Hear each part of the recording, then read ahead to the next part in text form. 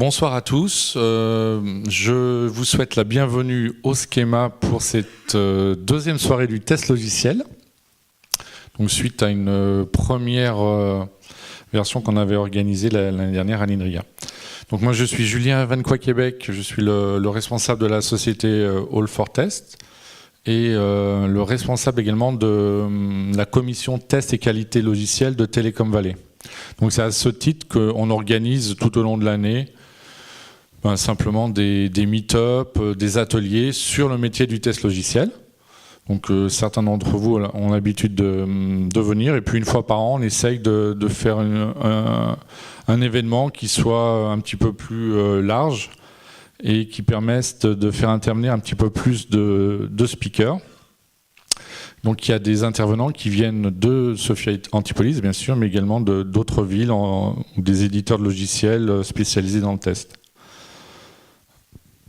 Je voudrais, voilà, alors, en tant qu'animateur, normalement je co-anime cet atelier avec Olivier Garrigue de Cross Knowledge qui ne sera pas avec nous en ce moment pour des raisons de santé, donc on a une petite pensée pour lui.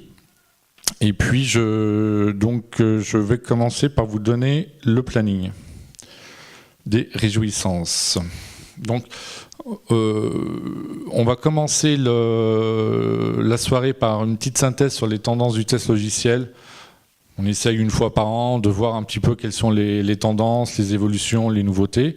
Et de toutes les manières, après, vous allez voir dans les conférences, suite à cette overview, des sujets précis sur lesquels vous pourrez, suivant vos centres d'intérêt, vous répartir.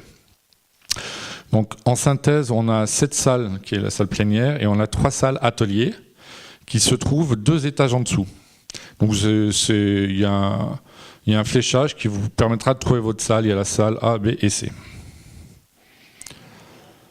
Alors aujourd'hui, donc en plénière, on va traiter de comment faire échouer un projet BDD, donc avec Vincent Prête de l'éditeur HipTest. Donc ça sera à distance qu'il a eu un problème de logistique pour récupérer son avion, mais on a trouvé la solution pour qu'il soit avec nous en visioconférence. Test de performance pour la voiture de demain, ça c'est Marc Achaïn, donc qui va intervenir avec son collègue Mohamed Oumri de Altran en salle A. ATTD visuel, donc c'est avec Bruno Loja de Smart Testing en salle B et présentation de l'outil X-Ray avec Frédéric Fares de AK Air France en salle C. Sur le cycle 2, vous aurez des informations donc là en plénière. Donc quoi de neuf pour le test exploratoire de Frédéric à Sainte-Di-Capillo d'Amadeus, donc ici dans l'amphi. Application mobile, quelles exigences non fonctionnelles et comment les tester? Donc par Green Inspector en salle A. En atelier, on aura conception visuelle des tests et préparation des jeux de données avec l'outil Yest, donc toujours avec Marc Achaïn et Bruno Lojar en salle B. VDD mise en pratique outillée, ça ce sera avec Vincent Prête, HipTest. Donc moi j'irai animer la salle avec vous pour l'aider dans la pratique des TP. On revient donc sur l'amphithéâtre. Le testeur est-il mort en agilité? Donc ça c'est Véronique Théo, ACP Calif dans l'amphi. Proposition d'une liste d'indicateurs de qualité utilisés comme levier décisionnel sera Valérie Baron de Sogeti en salle A. Voilà, on termine par une conférence de clôture sur la gamification de la dette technique et les tests. Le futur du test passe-t-il par les développeurs? Donc ça c'est Xavier Blanc et son collègue Marc Pompey pardon, il y a une erreur de Promise. Une petite... Et on termine à 21h donc, par un petit cocktail de networking qui aura lieu derrière l'entrée à l'étage intermédiaire. Voilà, on voulait remercier les sponsors aussi de cet événement qui nous ont permis de de boucler les budgets sur les parties communication, donc All4Test, HipTest qui est l'éditeur d'outils de test, et puis les partenaires institutionnels, CFTL, donc c'est le Comité français du test logiciel, qui nous a aidé dans la communication, évidemment Schema qui nous accueille, Telecom Valley, bien sûr, avec Sandra, qui participe activement à l'organisation de tous ces événements. Et voilà pour l'introduction.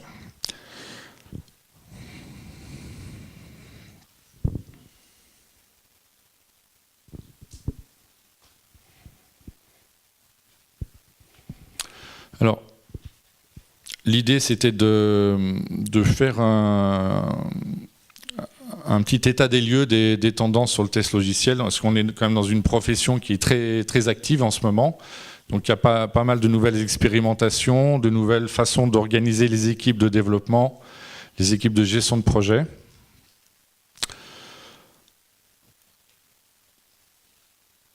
Donc une des tendances qu'on voit effectivement, qu'on voit se matérialiser de plus en plus, après une première implémentation des méthodes agiles ces dernières années, on voit que les acteurs du marché, que ce soit les éditeurs, les sociétés de conseil, les clients, veulent aller vers l'étape suivante qu'est le DevOps, notamment pour tout ce qui est projets digitaux, numériques, web, mobile.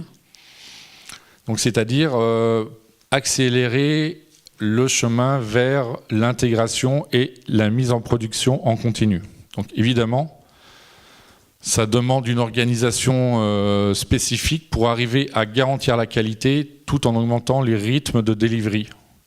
Donc c'est une notion qu'on retrouve de plus en plus avec le terme de quality at speed, où on va essayer de trouver un équilibre dans notre petite pyramide entre la vitesse, la qualité et le scope projet. Les deux autres tendances, c'est le shift left et le shift right. Donc, shift left, c'est une notion qui doit parler à pas mal d'entre vous. Donc, l'idée, c'est de se servir du test comme un outil de pilotage du projet d'une manière générale. Donc, c'est tout ce qui est test-driven. Vous allez retrouver des méthodes comme BDD ou autres. Et c'est-à-dire d'aller impacter, d'aller impliquer l'ensemble des acteurs d'une équipe IT, une équipe de développement, avec les problématiques de qualité logicielle et les intégrer dès la conception du projet. C'est-à-dire que le test n'arrive pas à la fin, mais bien dès le début, dès la conception. Donc il faut tester à chaque fois en continu le code, il faut tester chaque livraison, il faut tester chaque déploiement. Et le shift right, c'est-à-dire qu'on va continuer on va pas s'arrêter à tester lorsqu'on a mis en production.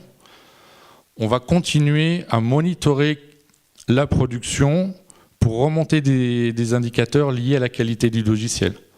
Voir les bugs qu'on trouve en prod, les anomalies remontées par le support, remontées par les clients, monitorer s'il y a des problèmes de performance qui chutent, quand, comment, pourquoi, qu'est-ce qui se passe, et remonter ces feedbacks dans la stratégie de test.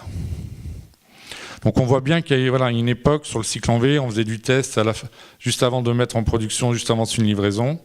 Et maintenant, on essaye plutôt d'intégrer ça sur l'ensemble du projet. Donc tout le monde teste ou gère la qualité. C'est la répartition de la fonction de testing sur l'ensemble des membres des feature teams, avec une fragmentation de la fonction de testing, et également une nécessité de responsabiliser le développeur comme un acteur de la qualité du projet. Alors, bon, ça c'est intéressant, mais ça a quand même une problématique, c'est que c'est une organisation qui est assez décentralisée, donc ça complique tout ce qui est mutualisation, best practice au sein d'une entreprise. Donc, certaines entreprises commencent à mettre en place en tout cas dans le test, des tests Excellence Center. Donc c'est des équipes, non pas de tests transverses, mais juste des équipes d'experts qui vont apporter du conseil aux équipes agiles, aux feature teams, pour résoudre des problématiques techniques, pour optimiser des méthodes, pour essayer de donner du liant à tout ça. Évidemment, l'automatisation des tests est impérative dans ces approches de delivery en continu. En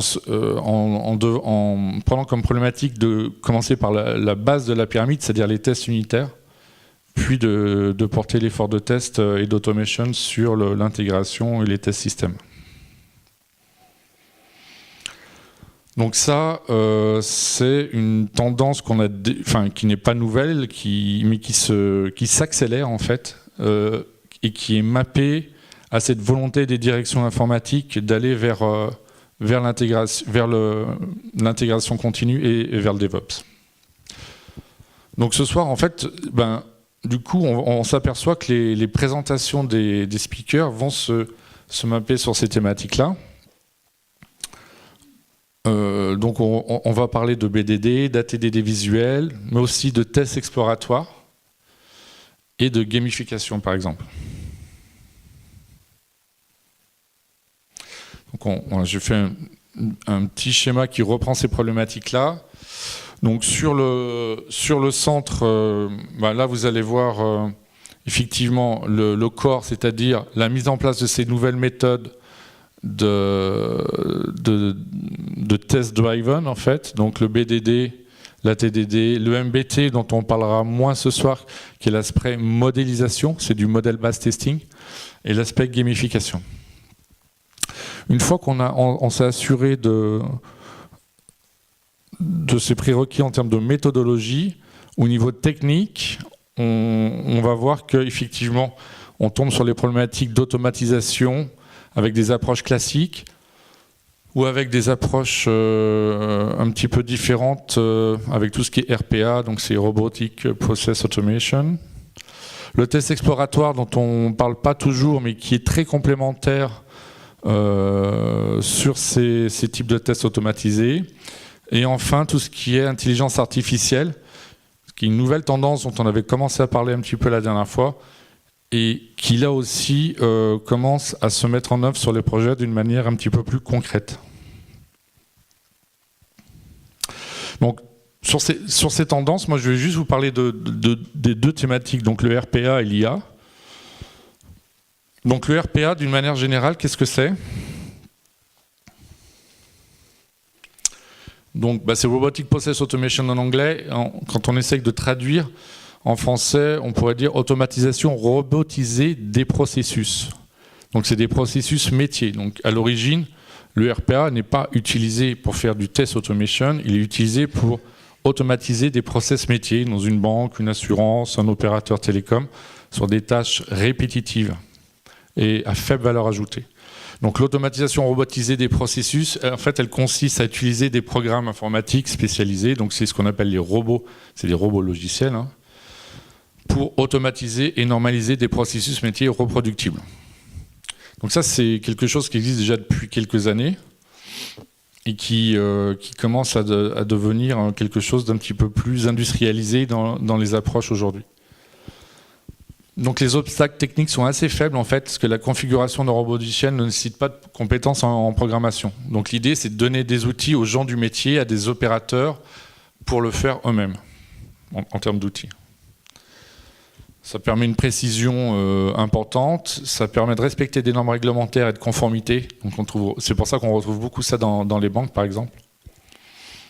Ça n'induit pas d'interruption du process de travail. Les systèmes existants restent en place, donc on ne va pas modifier le système d'information de l'entreprise, ça ne va pas être intrusif en fait. Donc contrairement aux initiatives d'automatisation traditionnelles, qui nécessitent souvent d'importantes ressources en termes de développement pour l'intégration des multiples applications, au niveau du RPA, on ne perturbe en rien le système sous-jacent. Donc on attaque le système par les IHM. Alors, sur du RPA classique, en fait, on utilise cet outil sur le système d'info en production. Ce qu'on fait évidemment moins dans les systèmes de test. Donc il y a des précautions à prendre et il y a du travail qui est fait surtout dans le paramétrage de ces logiciels pour apporter des outils qui soient pour l'utilisateur final assez simples d'utilisation. Alors la question qu'on commence à se poser, c'est est-ce qu'on peut utiliser ces outils dans une approche de test en fait? Le test logiciel, c'est un métier. C'est un métier comme un autre, donc avec des étapes, des règles à respecter. Donc on peut utiliser ces outils dans cette approche-là. Alors quel est l'intérêt?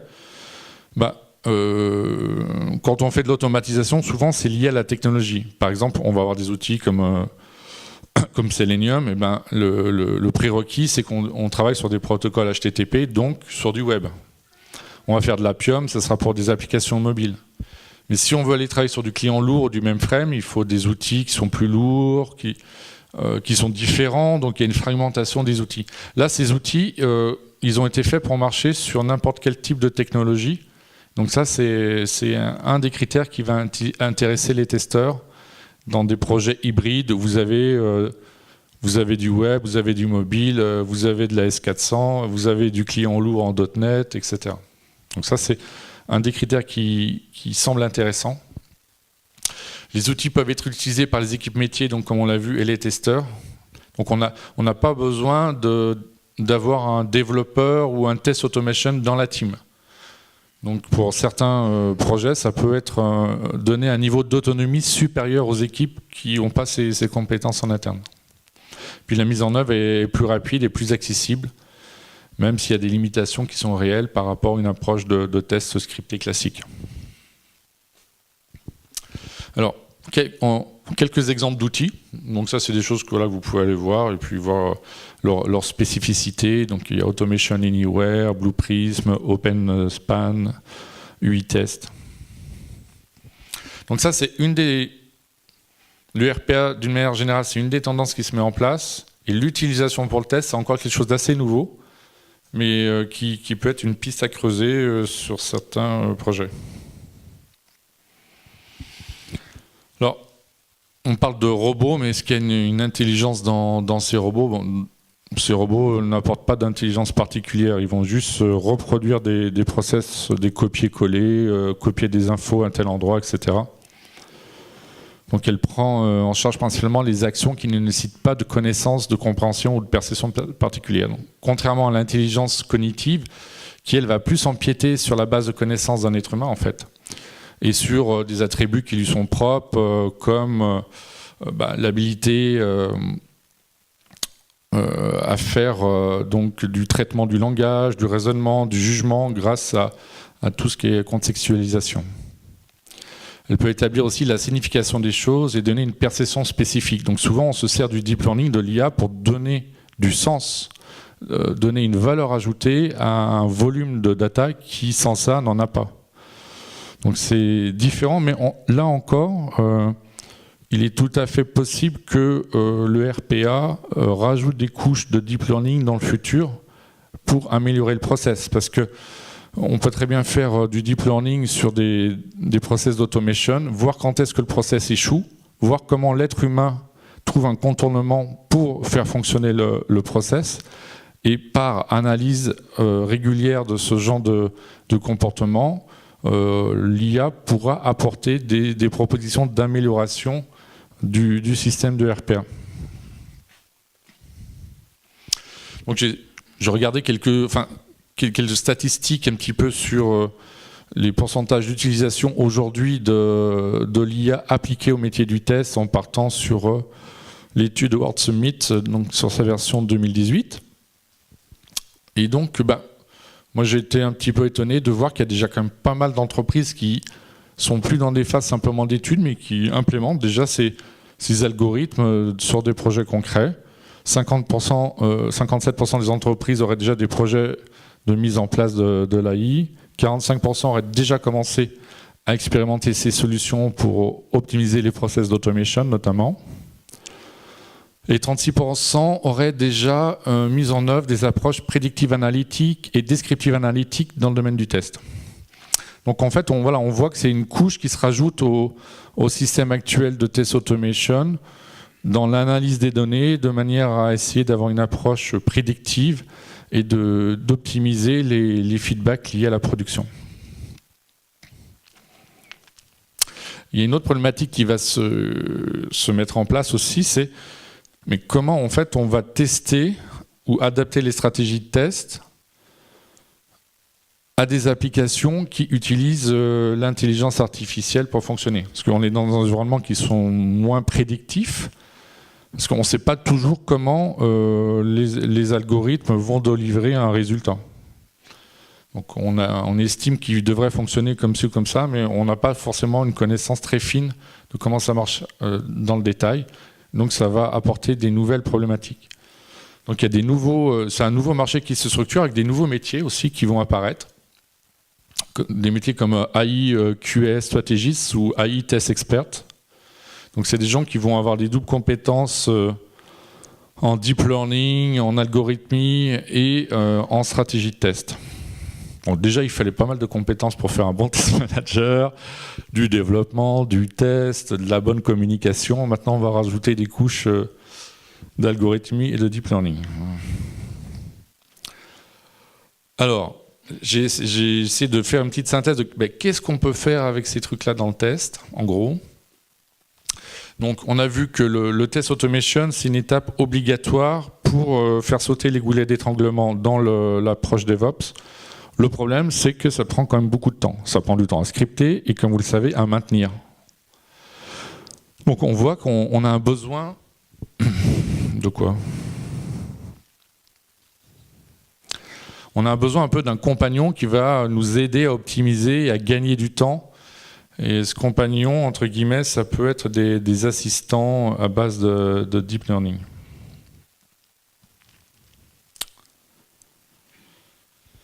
Alors, un axe d'étude vise à développer ces outils de test en mettant en œuvre des technologies d'apprentissage, donc pour robotiser les cycles de validation fonctionnelle des systèmes XT. Donc les points de valeur qu'il est possible d'apporter par le machine learning, c'est quoi ? On peut améliorer l'efficience et la pertinence des tests. Donc pour améliorer l'efficience et la pertinence, il y a plusieurs axes, on y reviendra. Améliorer l'amélioration des processus de développement par l'analyse des typologies de bugs relativement au type de process ou l'organisation utilisée en dev.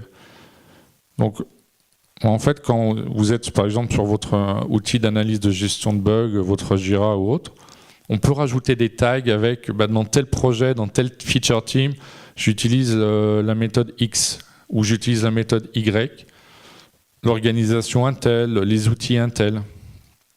Et quand on va faire de l'analyse des bugs, on essaie de remonter sur les causes racines. Normalement, on fait ça de manière manuelle. On peut penser que ces outils de deep learning vont pouvoir aider à comparer en fait, tiens, je change telle méthode, est-ce que mon taux de bug va diminuer, est-ce qu'il va augmenter, et surtout pourquoi il va augmenter, pourquoi il va diminuer. C'est des questions qui sont parfois dures à fixer, et ça devrait pouvoir aider dans ces analyses de causes d'anomalies. Optimiser les efforts des équipes de test dans les projets agiles et rendre les frameworks d'automation plus intelligents. Donc c'est ce qu'on va appeler le smart testing ou smart test automation. Donc en synthèse, on va pouvoir faire des tests automatisés plus pertinents. Donc diminuer des anomalies fonctionnelles en production du fait du meilleur ciblage des tests et de l'optimisation de leur pertinence fonctionnelle. On va pouvoir faire des tests automatisés moins coûteux. Donc automatiser une partie des activités liées à la production et à la maintenance des tests, avec une réduction des coûts unitaires qui peuvent aller jusqu'à 50%. Et accélérer le time to market. Donc ça, c'est la capacité d'analyse des résultats d'exécution développée pour permettre de réduire de 75% les temps d'analyse de la part des équipes de test avec un impact direct sur la rapidité de mise en production. Ça reprend une des idées qu'on avait évoquées tout à l'heure. Je vais aller en arrière. Voilà. Donc, on a 3 sous-objectifs. Automatiser la priorisation, la sélection et l'ordonnancement des tests de non-régression.